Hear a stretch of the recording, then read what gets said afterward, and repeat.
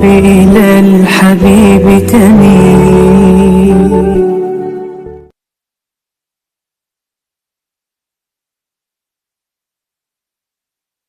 Assalamualaikum warahmatullahi wabarakatuh. Bismillahirrahmanirrahim. Tabarakalladzi nazzala al-furqana ala 'abdihi liyakuna lil 'alamina nadhira. Allahumma shalli wa sallim ala nabiyyillah wa ala rasulillah sayyidina Muhammadin wa ala alihi washabbihi ajmain. Nama ba'du. Kita meneruskan kajian yang paling penting dalam ulumul Quran, termasuk adalah al-ibratu bi umumil lafzi la bi khususis sabab. Itu terkenal sekali. Jadi Nabi karena seorang manusia, apapun hebatnya Nabi ini seorang manusia, tentu kalau ngandani cara Jawa atau menghitobi, pasti ngendikan sama yang di depannya.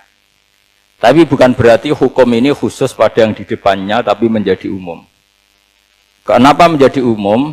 Ya karena kebaikan itu boleh dilakukan oleh siapa saja.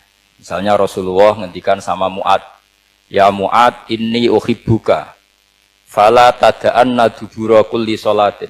Wa fi riwayatin faqul fi duburi kulli sholatin Allahumma a'inni ala zikrika wa syukrika wa husni ibadatik. Itu jelas kalimatnya Nabi, ya Mu'ad, saya mencintai kamu.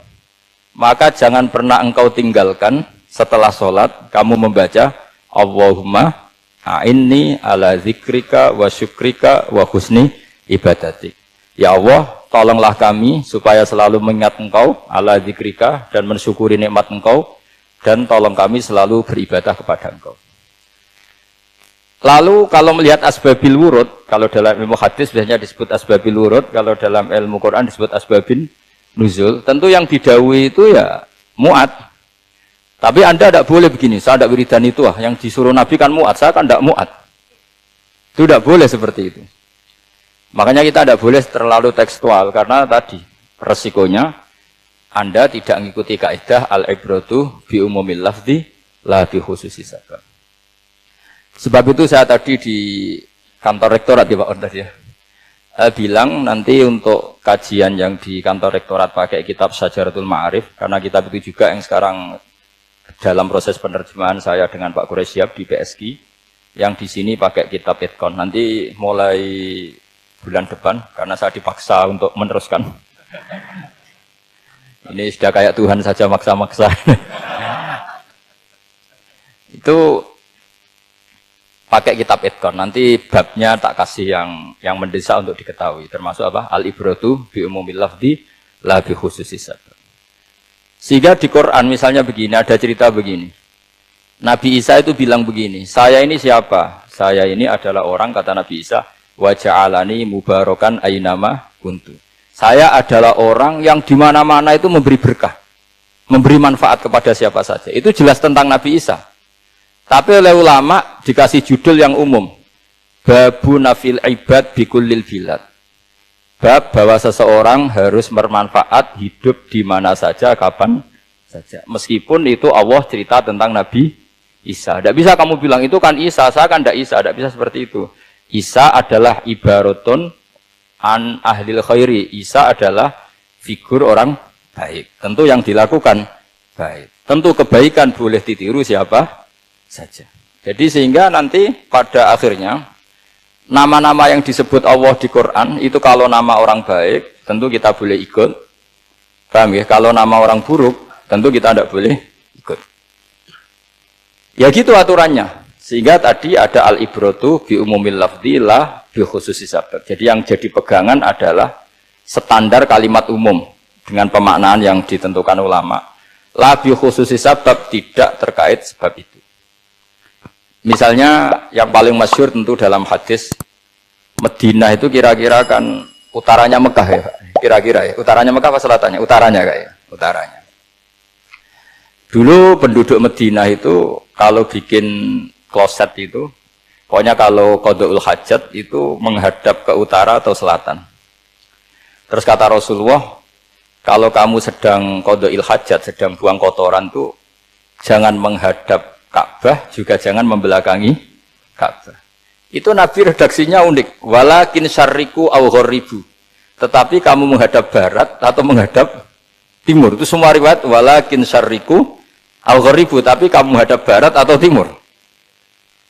Nah, artinya apa? Kata syarriku al-gharibu adalah binisbat di ahli Madinah, karena orang Madinah posisinya di utara Mekah. Sehingga kalau menghadap utara atau selatan berarti menghadap Ka'bah atau membelakangi Ka'bah, dan itu tidak boleh dalam proses qada'il hajat, masbuk kotoran. Terus Nabi memerintahkan menghadaplah ke barat atau ke timur. Nah, al-ibratu bi'umil lafzi la bi khususi sabab juga direvisi oleh ulama begini, kecuali sebab itu ada ilat. Maka kalau demikian yang dimenangkan ilatnya bukan teknya. Saya ulang lagi, yang dimenangkan ilatnya bukan teknya. Kayak tadi, di hadis itu kan Nabi ngintikan apa? Tetapi menghadaplah barat atau menghadap ke timur. Tentu orang Indonesia malah kalau itu kebalikannya. Orang Indonesia kalau ke barat atau ke timur kan malah menghadap Ka'bah atau membelakangi Ka'bah. Di sini pentingnya ijtihad. Dan ijtihad ini lazim, bukan harus Imam Syafi'i atau Imam Malik. Semua orang normal pasti tahu proporsi kalimat tadi. Karena ada aturan al-hukmu yaduru ma'ilatihi wujudan wa adaman. Begitu seterusnya. Ini penting saya utarakan. Sehingga ketika Rasulullah sedekah dengan dinar dikasihkan fakir miskin atau dirham dikasihkan fakir miskin, pikirannya ulama adalah sedekah dengan mata uang yang berlaku saat itu, tidak selalu ditetapkan dinar atau dirham. Begitu juga ketika Rasulullah dulu zakat fitrah pakai susu kering atau pakai kurma atau pakai gandum, ulama semua bilang yang penting kuti ahlil balad, yang penting makanan pokok di negara itu. Dalam konteks Indonesia tentu apa? Beras. Ini penting saya utarakan karena tanpa mengkaji ulumul Quran seperti ini, dan kita insya Allah bulan depan saya langsung bawa kitab Itqan. Di situ ada beberapa contoh. Harus seperti itu. Karena kalau tidak terikat sebab, itu nanti takutnya ayat umum menjadi liar. Misalnya begini, pernah ada aliran sesat dulu. Kebetulan di Jogja itu saya lihat di TV. Entah salah kiainya, entah salah dosennya, entah salah siapa. Atau salah orangnya agak stres, tidak tahu saya. Semoga salah orangnya. Itu sholat menghadap 4 arah. Alasannya Allah nggak ada di mana-mana, ya sudah di barat, rakaat kedua ke utara, rakaat ketiga ke timur, rakaat keempat ke selatan. Itu uniknya, itu ngawurnya lah, bukan uniknya. Ngawurnya itu dalil fa'ina ma tuwallu fathamma wajhuhu. Kamu menghadap kemana saja, di sana ada ridho Allah.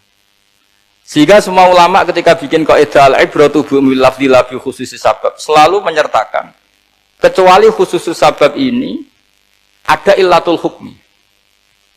Maka itu enggak jadi. Kayak ayat tadi, kalau kamu pakai umumnya lafaz itu kan boleh sholat menghadap mana saja.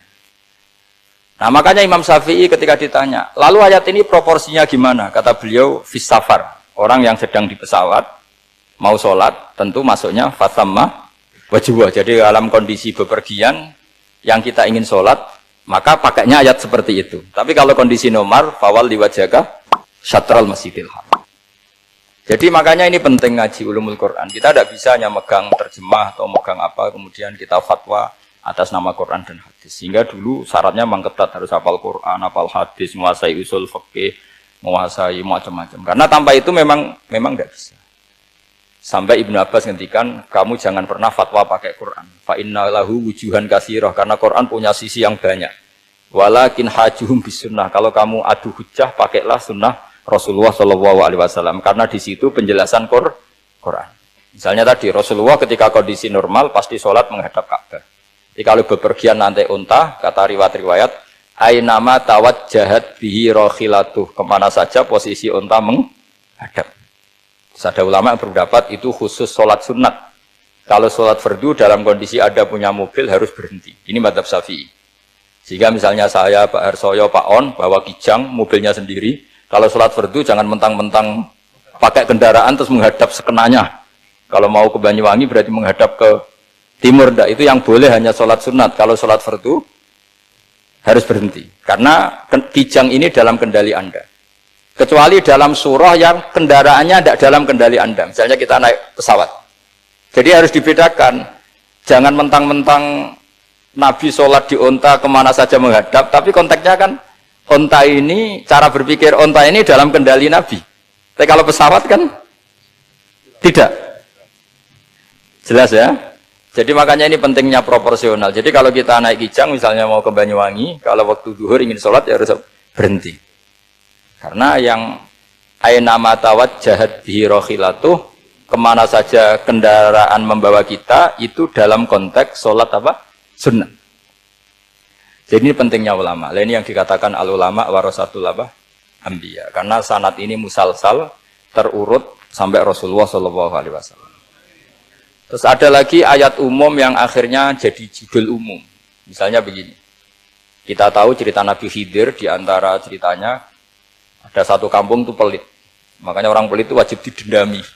Karena Nabi pun itu baik-baiknya orang. Kalau sama orang pelit tetap dendam. Karena buruk-buruknya orang itu orang pelit. Tahu kan alamatnya orang pelit? Qoribun minan nar, ya dekat-dekat neraka itu kira-kira. Karena al-bakhil qoribun minan nar, ba'idun minal jannah. Jadi kalau sama tanya alamatnya ya dekat-dekat neraka. Singkat cerita, Nabi Musa dan Nabi Khidir itu kecapean sekali masuk satu kampung. Karena saking kecapean, lapar, minta kampung itu menyediakan makanan. Istatama itu mereka minta makan, saking laparnya, saking karena di perjalanan yang melelahkan. Istatama ahla fa'abau ayudayifuhuma. Tapi kampung situ kampung pelit. Jika semuanya tidak mau yang ngasih apa?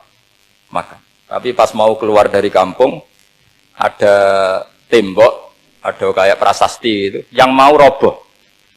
Yang mau apa? Roboh. Terus sama Nabi Khidir, tembok yang mau roboh ini ditata. Ditata jadi baik lagi. Nabi Musa kata Nabi Musa, kok kurang pegawaian mau medit, pagri bu urusi. Jadi makanya dendam sama orang meditnya agak sunat. Karena Nabi Musa juga marah sama Nabi Khidir. Orang kayak kampung kayak begitu pelit kok temboknya apa rusak kamu benahin gitu. Terus Nabi Khidir menjawab, wa amal jidaru fakana luhulamaini yatimaini fil madinati wa kana tahtahu kanzul lahuma wa kana abuhuma solihah. Begini loh, tembok ini adalah penyimpan harta. Penyimpan harta untuk anak yatim. Bapaknya dulu itu soleh. Artinya terus dibabkan oleh ulama, babu ikrami sibyanil mu'minin. Bab kita memuliakan anak-anak orang soleh. Sehingga dalam adat kita menghormati Habib, menghormati Gus, menghormati anak pahlawan, menghormati orang-orang yang dulu berjuang kepada untuk Indonesia. Karena di antara yang dipertimbangkan Nabi Khidir adalah wakana abuhuma solihah. Tentu kita menghormati putra-putri yang dulu mendirikan UII, macam-macam. Ya tentu proporsional, tapi tetap saja dapat poin dulu atas nama putra pahlawan, putra orang-orang soleh. Karena Nabi Khidir ketika mempertimbangkan itu, alasannya wakana abuhuma solihah. Fa'aroda rabbuka yablugha ashuddahuma wastakhrijakan zahuma. Tentu Allah ingin kalau tembok ini roboh, kemudian kelihatan khazanahnya atau tabungannya, nanti dipakai orang-orang zalim. Kalau dipakai orang zalim, maka yang berhak tidak mendapatkan. Sama, negara ini itu dimerdekakan oleh para pahlawan supaya dikelola secara kesolehan, supaya dikelola secara orang baik. Maka orang soleh semua harus ikut kompetisi dengan tanda kutip merebut negara. Karena apa? Tapi tentu tidak perlu chaos, tidak perlu anarkis, karena tentu kemerdekaan ini dibela-belain supaya kita jadi baldatun thayyibatu wa rabbun ghafur. Sama, pertimbangannya Nabi Khidir, kalau ini kebongkar tersibak, pasti diambil orang-orang zalim. Dan akhirnya yang yatim tadi tidak dapat. Akhirnya dibabkan lagi di bab tertentu. Bab menjaga harta supaya tidak dikuasai orang zalim. Jadi akhirnya menjadi sekian varian ilmu. Pertama, varian ilmu bab menghormati anak orang soleh.